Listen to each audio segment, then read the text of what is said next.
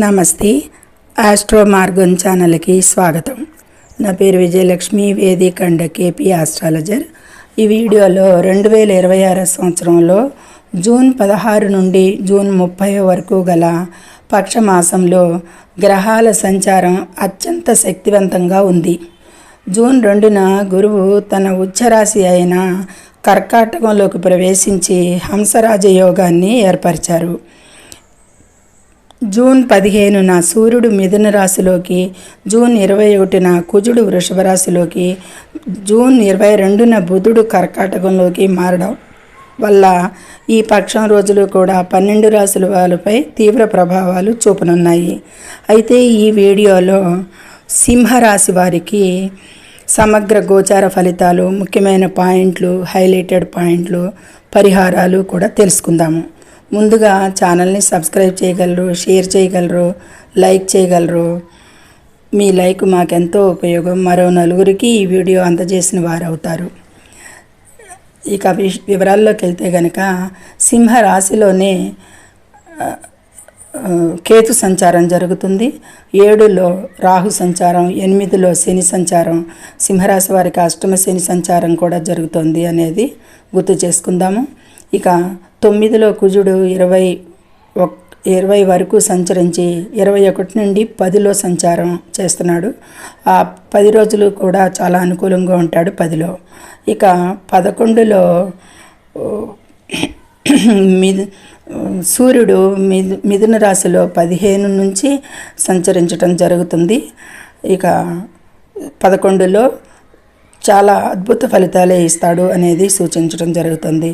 ఇక 12లో గురువు, శుక్రుడు, బుధుడు సంచరిస్తున్నాడు. బుధుడు 21 వరకు 11లో సంచరిస్తాడు. మంచి ఫలితాలే ఉంటాయి. 12లో శుక్రుడు, గురువు సంచరిస్తున్నారు. వీరి కొద్దిపాటి అనుకూలతలు తక్కువగా ఉంటాయి. గురువు 12లో వ్యయస్థానం కాబట్టి. ఇది గ్రహాల గోచారాల స్థితిగతులు.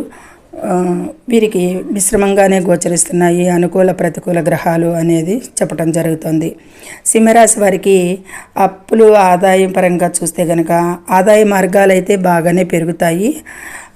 కానీ కేతువు మీ రాశిలో ఉండటం వల్ల ఆకస్మిక ఖర్చులు అయితే ఎక్కువగా పెట్టించటం జరుగుతుంది. కాబట్టి ఖర్చుల విషయంలో ఆచితూచి వ్యవహరించండి. ఆరోగ్యపరంగా చూస్తే కంటి సమస్యలు లేదా కాళ్ళ నొప్పులు రావచ్చు.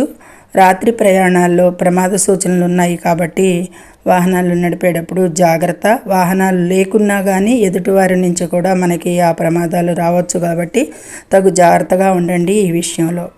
ఇక ఉద్యోగంలో ఉద్యోగస్తులకి ప్రమోషను, జీతం పెరిగే అవకాశాలు, ఇంక్రిమెంట్స్ ఇవి అన్నిటికీ కూడా చాలా బాగుంది ఈ సింహరాశి ఉద్యోగస్తులకి ఈ పీరియడ్లో. వ్యాపార రంగంలో ఆశించిన లాభాలు కూడా, వీరు ఎదురు చూసిన లాభాలు కూడా పొందుతారు. ఇక విద్యార్థులకైతే కనుక విదేశీ విద్య కోసం ప్రయత్నాలు ఫలించే సమయం ఇది. పీరియడ్ బాగుంది వారికి. వారి ప్రయత్నాలు సఫలీకృతం అవటానికి అవకాశాలే ఉన్నాయి కాబట్టి ప్రయత్నించుకోవచ్చు. సంతానం యొక్క ఆరోగ్యంపై కాస్త శ్రద్ధ పెట్టాలి అయితే వారి ఆరోగ్య విషయాలకి. లైఫ్ పార్ట్నర్తో చిన్నపాటి మనస్పర్ధలు రావచ్చు, సర్దుకుపోవడం మంచిది. తండ్రి ఆరోగ్య విషయంలో ఖర్చులు పెరుగుతాయి అనేది సూచిస్తుంది. ఇక కోర్టు కేసులు, శత్రువులు, ప్రయాణాలు. శత్రువుల వ్యూహాలను వీరు సింహరాశి వారు ముందే తిప్పు కొడతారు. వీరు కోర్టు కేసులు అయితే గనక అంత సానుకూలంగా ఉండవు. ఇదివరకట్లాగానే ల్యాగింగ్ ఉంటుంది ముందుకు నడవటానికి కేసులు. లాంగ్ డ్రైవ్ మరియు విదేశీ ప్రయాణాలు ఇవన్నీ కూడా బాగానే అనుకూలంగా ఉండి సఫలమవుతాయి ఈ సింహరాశి వారికి.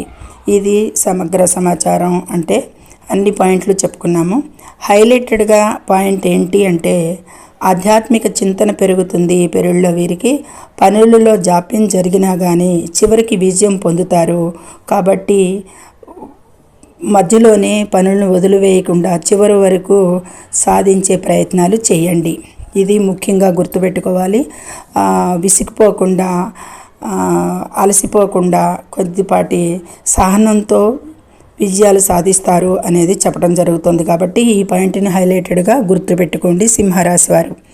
పరిహారంగా రోజు శివాభిషేకం లేదా ఓం నమ శివాయ జపం చేయడం వల్ల దోషాలు తొలగుతాయి అనేది సూచించడం జరుగుతుంది. ఇది సింహరాశి వారికి అన్ని రంగాల్లోనూ కూడా చెప్పుకున్నాము పాయింట్లు. ముఖ్యంగా తండ్రి ఆరోగ్యం గురించి ఖర్చుల విషయాల్లో జాగ్రత్తగా ఉండండి. వీరి ఖర్చుల విషయాల్లో కూడా జాగ్రత్తగా ఉండండి.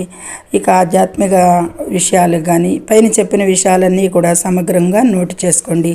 3 వంతుల పైనే చాలా బాగుంది సింహరాశి వారికి కూడా అనేది చెప్పొచ్చు. సర్వే జనో సుఖినో భవంతు.